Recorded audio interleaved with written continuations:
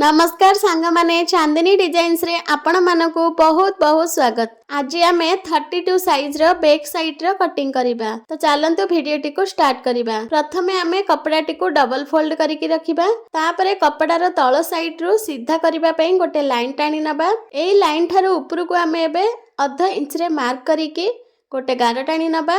तापरे एई लाइन थारो ऊपर को आमे ब्लाउज रो पूरा लंबाटा नबा। तो मोर ब्लाउज रो बैक साइड रो पूरा लंबा अच्छी 14 इंची अधे। तो 14 इंची अधे रे गोटे मार्कर नबा। तापरे आमे शोल्डर रो माप नबा। तो शोल्डर हमर अच्छी 5 इंच रे गोटे मार्क करिबा आ 2 पॉइंट मार्जिन नबा।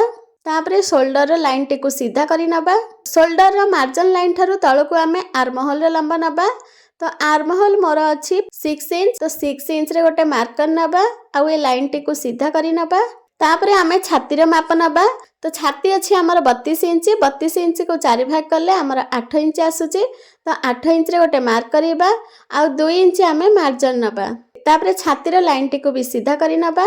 एबे आमे आर्म होल रो माप नबा। तो आर्म होल रो कोण ठारू आमे 1.5 इंच रे गोटे मार्क करिबा आ ए आर्म होल रो शेप टा देई दबा। एबे आमे अंटा रो माप नबा। तो अंटा मोर अछि 30 इंच। 30 को 4 भाग कले आमर 7 इंच आसिला।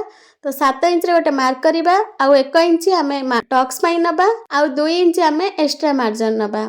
तापरे फिटिंग लाइन को फिटिंग लाइन सहित मिसई नबा आ मार्जिन लाइन को मार्जिन लाइन सहित मिसई नबा। एबे आमे गळार माप नबा। तो गळार लंबा मु एठी 3 इंच रखिची। गळार तळ चौड़ाटा मु एठी 2 इंच अधे रखिची। आपण आपणक हिसाब रे कम बेसी करि परिबे। तापरे गळार ऊपर चौड़ाटा मु एठी 2 इंच रखिची। एबे ए लाइन टी को मिसई की बॉक्स बनै नबा।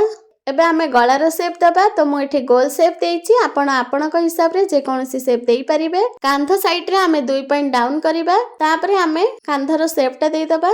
कांध साइड रो 2 पॉइंट डाउन करिबा द्वारा हमर कांध खसी न थाए। तापरे आमे टक्स पॉइंट बाहर करिबा। तो टक्स पॉइंट पई आमे फिटिंग लाइन पर्यंत मापिबा।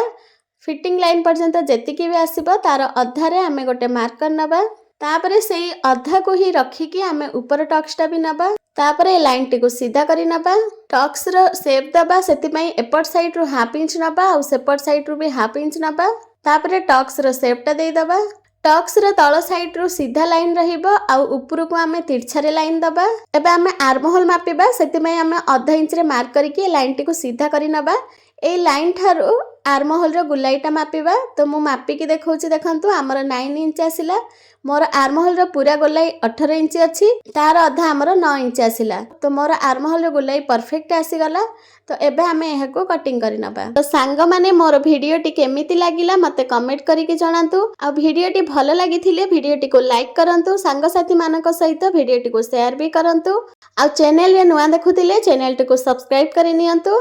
आ मते कमेंट करके जणांतु जे आगो को आपन को को प्रकार वीडियो दरकार अछि ताहले मो से ऊपर वीडियो नै कि आसीबी। आ गळाटा मो एम्ति ही छाडुची काहे कि ना मो गळार अलगा डिजाइन देबी सेति में मो गळार कटिंग करूनी। तो देखंतु सांग माने मो बैक साइड रो पूरा कटिंग करि नैछि। एबे जो हमर फिटिंग लाइन अछि ना सेठी गोटे कट लगै नबा आ हमर गळा पाखरे भी गोटे कट लगै नबा। तो देखंतु सांग माने हमर बैक साइड रो पूरा कटिंग हेई गला।